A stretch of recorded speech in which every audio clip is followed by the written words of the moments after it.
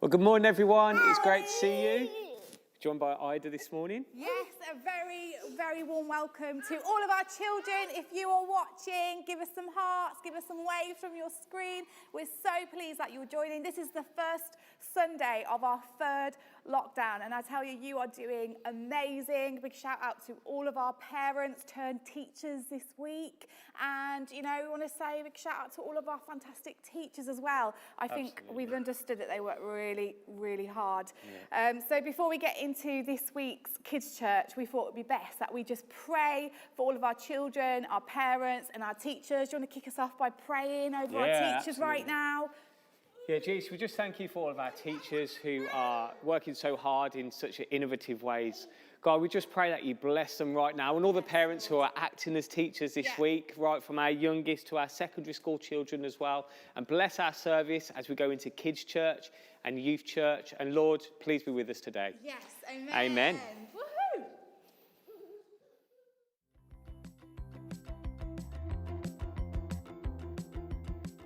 Good morning, everybody. I hope you are well. And look, back in lockdown again. Can you believe it? Well, you know what? Sometimes things happen and we don't like them and we're not happy about it. But we always have to remember who is looking after us, and that is God. God is always looking after us. And I wanted to tell you a story. We're in a new year and a new season and a new time in our lives, 2021. And I wanted to tell you a story about somebody that was able to have a fresh start and a new beginning. And the reason this person was able to have a fresh start and a new beginning was because their mum had so much faith in God. And that is so important for us, to have so much faith in God that no matter what is happening and in our life all around us, we can always have a fresh start and a new beginning. Have you ever had a day that you thought this day was so bad, it was so rubbish, it was so awful, I wish I could start again? Well, I think we've all had days like that.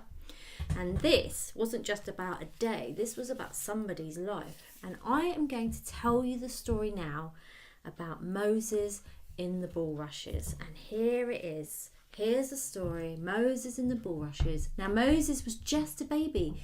He didn't even know that he was having a bad day. That's because he was a baby. But his mum knew and his sister knew, and their faith in God helped them through it. And they got a really good new start for Moses because of it. So I'm going to read you the story. I'm sure that lots of you know this story. So this is the front picture of Moses, and there he is in the basket in the bulrushes.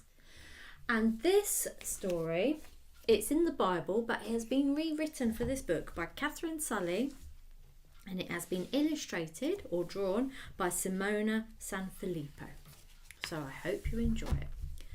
Once there was a girl called Miriam who lived in Egypt, and her family were Hebrew slaves. There were many Hebrew slaves in Egypt working for the king, like many, many, many. And here they are. Here's some slaves working really, really hard, doing what they are told. One day, though, the king gave an order. There are enough Hebrews in Egypt, so there must be no more baby boys. He didn't want any more Hebrews. He had enough. He had enough slaves. He didn't want any more. So he said, we need to get rid of all the baby boys. Now that is pretty wicked. That is not good, is it? The king sent his soldiers to all of the Hebrew villages. If they found any baby boys, they would get rid of them. This was really, really scary. Miriam's mother had a baby boy. What are we going to do? Miriam cried. Here you go. Here's a nice picture here. Can you see? All the soldiers are coming. And on this side, Miriam is freaking out because there's her mummy with her baby brother.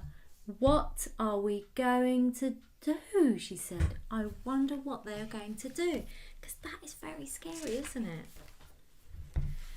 Miriam's mother hid the baby in the house, and Miriam watched over him. Shh, little brother, be good for mother. But when the baby was 3 months old, he was too big and too noisy to hide in the house any longer. Here he is. There she is saying, shh, little brother, be good for mother, when he was really little. And look, he's got too big now. Too big and too noisy, because that is what babies do. They get big and noisy. Can't imagine trying to hide one for 3 months. Now, Miriam's mother, she thought about this and she said, I'm going to do something. I've got faith in God that He will look after me, but I have to do something. So she found a basket and she painted it so that it wouldn't leak. She painted it in something very special, like a wax or a tar or something, so that it would be all watertight. And then she wrapped the baby in a blanket and she put him in the basket. And when no one was looking, Miriam and her mother carried the basket to the river and they hid it amongst the bulrushes. Now, bulrushes are big long reeds that grow in rivers. And here is a picture of Miriam and her mother hiding the baby in the special basket that her mother made. There you go. Hope you can see that picture.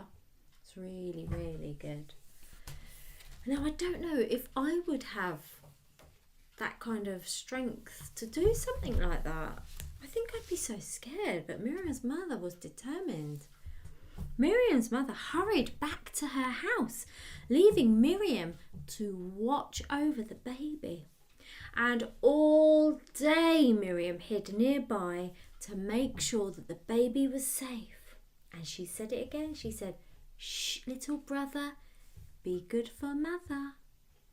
Then, from her hiding place, Miriam could see some people coming. Oh my goodness, here we go. Here she is. She's got her brother in the bulrushes and she's watching over him like a really good big sister. And then on this page, look, some people. Now, who could those people be? They're coming and they're going to see and have a look. It was, guys, it was the king's daughter. She was walking along the riverbank with her servants and she saw something floating in the bulrushes. Wonder what that is. Fetch that for me to see, she told her servant. Oh, I bet Miriam felt really, really scared. There you go. Can you see that picture? Hope you can see that nice and clearly. There they are at the edge of the river. And here on this side is Miriam and the baby, her baby brother, all together. Wow. So the servant brought the little basket to the king, to the king's daughter, and it floated just like a little boat. And the king's daughter looked inside the basket and she was amazed. It's a baby boy, she smiled. And the king's daughter lifted the baby from the basket and the baby began to cry. Oh, can you imagine if you found a baby in a basket in the river and it started to cry? What would you want to do? You would want to give it a big, big hug, which is what the king's daughter wanted to do. She had a very kind heart, I think. Look at that. She's found the baby in the basket and she wants him. She wants to keep him safe. He must be a Hebrew baby, said the king's daughter. Poor little thing, are you really hungry? Just then, Miriam jumped up from her hiding place. Shall I fetch someone to feed the baby and to look after him for you? She asked. Yes, that's a good idea, said the king's daughter. because the king's daughter couldn't feed him because she didn't have anything to give him. But guess what? Miriam knew someone who could feed the baby. And who was that, do you think? Who do you think she found? Miriam ran to find her mother. And together they hurried down to the river. And the king's daughter said to her, I will give you some money to feed this baby and look after him for me. And she handed the baby to his own mother. Can you believe it? If I was the mother, I would be so grateful and thankful to God. I would be saying, God, you've kind of given me my baby back. I can't believe it. Look at this. So now, because the king's daughter had found the baby and decided she was going to have him as hers, because of that, the baby now belonged to her. So the baby was going to be safe for the rest of his life. But the king's daughter gave him to the mum to bring him up for a while. And Miriam and her mum were so happy. They took the baby back home and they cared for him. They cared for him until he was old enough to go and live in the palace. The king's daughter was delighted. I will bring him up as if he is my own son, she smiled, and I will call him Moses. Now, isn't that just amazing? Now, I'm sure Miriam's mum and Moses' mum was really sad that she had to give him up again. But I know that as a mum, she would definitely prefer that than for what the soldiers were going to do. And there was Moses, a bit older, with the king's daughter, looking at him. She probably visited him all the time and checked in on him. And she named him Moses. And Moses means to draw out. And she called him Moses because she drew him out of the water. And I love this story because this is a story about faith, about trusting God, and about doing something that you would never normally do as a mum. You would never normally put your baby in a basket and put them in the river. But she did that with the trust and the faith that she was going to see Moses again, that God would keep him safe, and that he would have a fresh start. And guys, didn't he have an amazing fresh start? He had a fresh start in the palace. He got to live a whole other life. And I think this story is absolutely amazing. So, while we may feel a bit trapped inside and that life is a bit tricky at the moment, let's have faith in God. Let's trust him. Let's maybe think outside the box a bit and do things a bit differently to what we'd normally do, knowing that we are safe. Just like Moses was safe in that basket, we are safe, and that God has got us. He's got us in his hands, and he is caring for us and looking after us. And no matter what season of life we are in, we can always have a fresh start with him. I would like to say, have a wonderful day today, and I'll speak to you soon. Bye, everybody.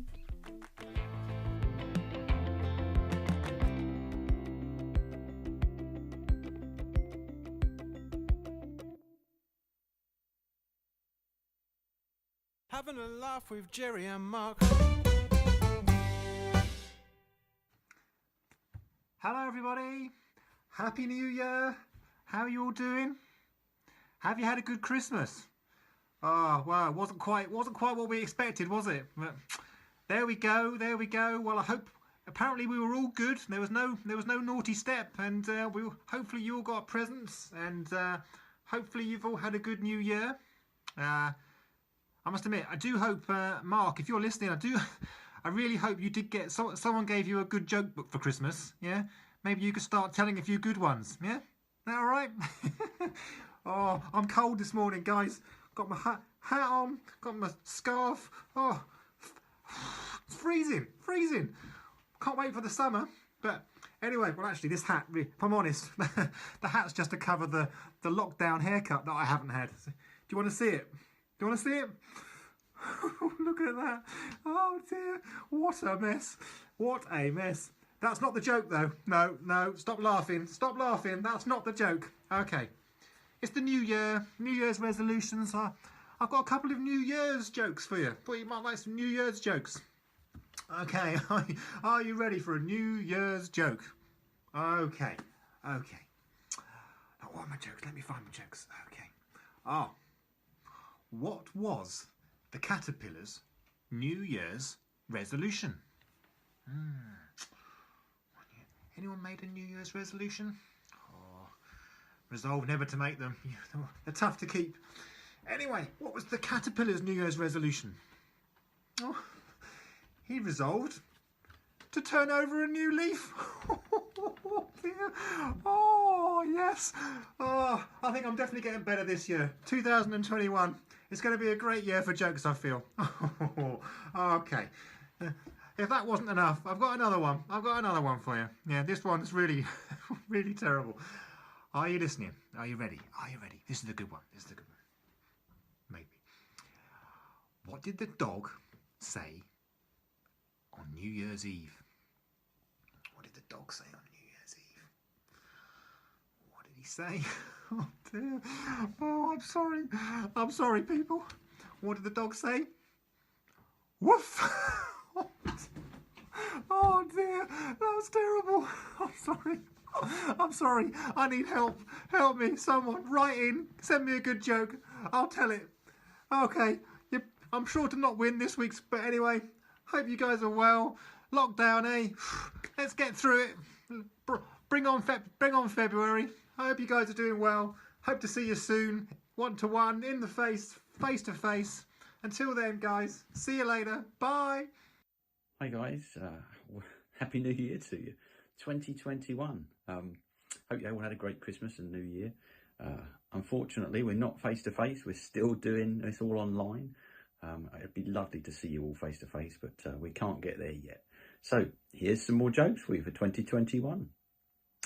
I thought I'd give you a couple to start with, just to ease you back into things. So some nice easy ones. What do you get if you cross a cow and a trampoline? Jerry, any ideas? Milkshake, of course. Milkshake. And secondly, and this is going to be the clincher, Jerry, so that I'm definitely going to win the vote this week. What do you get when you cross a cheetah and a hamburger? Fast food! These are the jokes, Jerry. You got no chance again every week. These are the winners. See you next time. Why do mice need oiling? Why? Because they squeak. Boom! Whose was your favourite joke? Was it Jerry's? Was it Mark's? Or was it this week's challenger? Have a vote in the comments below. And if you would like to have a go at a joke off with Jerry and Mark, then let us know in LCF Kids. Having a laugh with Jerry and Mark.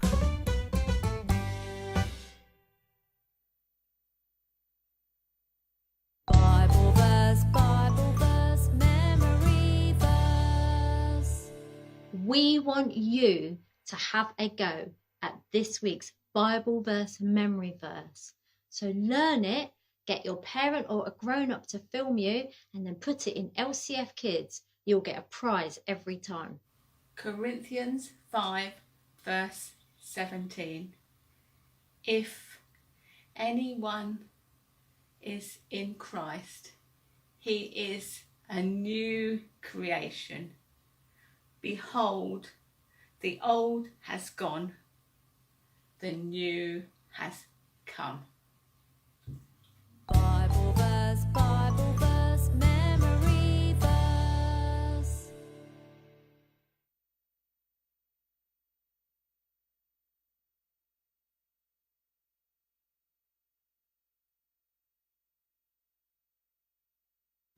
So it's happening again, right across the home nations. New lockdown measures being put in place, and some of you have just heard that exams have been cancelled. You're worried about what might happen in your future as a result of that. For some of you, you're thinking about being locked down at home again. Already your anxiety levels are beginning to spike. So how are we going to survive and how are we going to thrive in lockdown? Well, it's in moments like this I like to remember the words of Gandalf the Grey. There's a moment in The Lord of the Rings, I don't know if you've seen the movies or read the books, where Frodo Baggins says this to Gandalf. He says, "I wish it need not have happened in our time." And I don't know about you, but that's sure how I feel about coronavirus. You know what I mean? I wish it need not have happened in our time. But Gandalf replies in this way. He says, "So do I," said Gandalf, "and so do all who live to see such times. But that is not for them to decide. All we have to decide is what to do with the time that is given to us." And you know, Gandalf makes us such a good point there, because we can't choose our circumstances. But you know what we can do is we can choose our response to the circumstances. We can't choose about what the lockdown rules are or what measures are put in place. We can't choose how fast the coronavirus spreads. We can't choose if there's a new strain that's spreading more rapidly. We can't choose that, but we can choose how we respond. So how are we going to survive? How are we going to thrive in lockdown? I want to read to you the words of the Apostle Paul in Philippians chapter 4. And he has this amazing thing to say for us, which is so relevant right now. He says this. He says, "I have learned to be content whatever the circumstances. I know what it is to be in need, and I know what it is to have plenty. And I have learned," oh, check this out, this is so good. "I have learned the secret of being content in any and every situation, whether well-fed or hungry, whether living in plenty or in want. I can do everything through him who gives me strength." I really believe that with Jesus, we can be content in every circumstance, even in this second lockdown that none of us wanted. So I want to give you 4 top tips for surviving lockdown, 4 top tips for being content in lockdown. Here's the first one. The first one is this: Jesus before phone. What I mean is that when you wake up in the morning, I want you to resist the temptation to reach to your bedside table and scroll through Instagram, respond to your messages, check out all your notifications, see if the YouTuber you're subscribing to has put out a new video. I don't want you to start your day in that anxiety-inducing, stimulating way. Before you reach for your phone, I want you to reach for your Bible. I want you to spend just a few minutes in the peace of God's presence. That's really going to set you up for a day of contentment in a way that Instagram cannot and will not. So Jesus before phone, first thing you do in the morning. If you were with us at Limitless Festival, you'd have heard us say it like this: "I will spend time with God alone before I spend any time with my phone." If that's not your practice already, as we enter into these new lockdown measures, make it your practice. Jesus before phone every day. That's my top tip number 1. Top tip number 2 is this: limit your use of social media. You know, when you're at home, you're not going to school, all the friends that you'd hang out with you can't see, all of the stuff that comes with lockdown. The default is that we just spend more and more time on screen time, more and more time on Netflix, more and more time scrolling through our socials, and it's only going to escalate that anxiety you feel. It's only going to drive you deeper into that pit of comparison and uncertainty and discontentment. So I want you to limit how much screen time you're going to spend. I want you to be creative about other ways of spending your time, whether that's reading or exercising. We'll talk about that in a bit, or writing or art or anything kind of creative. Anything that can get you away from your phone is going to be so much better for your mind and for your soul in this time. So top tip number 2, limit your use of social media. I really want to recommend that you take 24 hours completely a week off your socials, and that you turn off your phone at least an hour before you go to bed every night. Those are 2 great ways to limit your use of social media. Here's top tip number 3. Develop a healthy rhythm of sleep, exercise, and diet. And maybe you're thinking, Tim, that doesn't sound very spiritual. Well, you know what the Bible says? It says, honor God with your body. And so the things that you eat, the way that you sleep, and the rhythm of exercise that you develop will have a huge impact on both your mental and your spiritual health. We are still able to go outside for exercise. I want you to take that opportunity as often as you're able to do. I want you to eat well, things that are going to give you energy rather than make you feel slow and lethargic. And though you don't have to because you're not going to school, I want you to see if you can stay going to bed at the same time, and even setting an alarm in the morning every day, even though you don't have to. That's really going to help you to be content in lockdown. And my final tip, top tip number 4, is to practice gratitude. You know, in a time like this, our natural persuasion is to focus on all the rubbish stuff, all the stuff that we can't do, that we wish we could do, the fact that this thing is going on so much longer than we wanted it to. But I want to encourage you to focus on the blessings that God has poured into your life. If you've got a family around you who care for you and love you, thank God for those people. If you're privileged enough to have a garden that you can go outside in, thank God for that space. Thank God for the fact that you can talk to your friends via FaceTime.